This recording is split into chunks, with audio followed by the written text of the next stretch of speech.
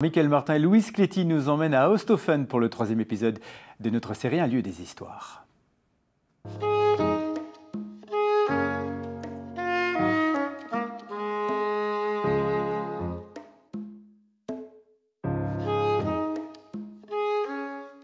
Pour ce 3e épisode, nous vous faisons visiter cette grande maison. Le château d'Osthoffen compile 800 ans d'histoire et seules 3 familles l'ont habité pendant ce laps de temps.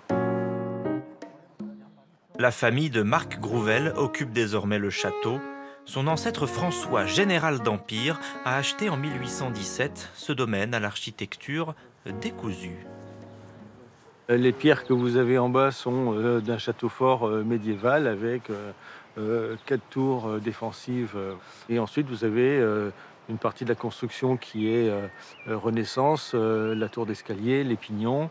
Vous avez ensuite tout un ensemble de modifications qui ont été faites au XVIIIe. Je dirais que ce n'est pas la pureté d'un édifice qui aurait été construit à une époque donnée par un architecte bien connu, etc. Là, c'est vraiment des époques qui se succèdent.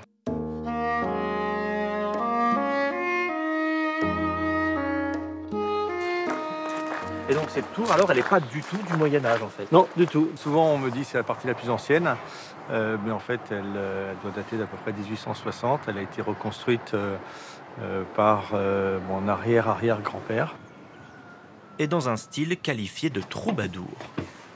Ah oui, alors là, on ne s'attend pas du tout à ça. Non, c'est très surprenant. Donc, c'est le Moyen-Âge revisité au 19e siècle. Donc évidemment, beaucoup plus agréable, beaucoup plus aéré, beaucoup d'ouverture, très théâtral. Aujourd'hui, le maître des lieux doit entretenir la bâtisse, 70 fenêtres, 1 kilomètre de murs malmenés par les années. Bon, et alors finalement, la vie de châtelain, c'est la vie rêvée finalement. C'est la vie qu'on a choisie. Oui. C'est déjà très bien. J'ai tendance à dire que ça tourne autour d'un triptyque bricolage, jardinage, ménage. Voilà. Comme toutes les maisons finalement. Oui, absolument. Voilà, donc version XXL. Ici, vous êtes dans l'archétype des endroits un peu compliqués de la maison. Il y a des belles fresques, des restes de fresques,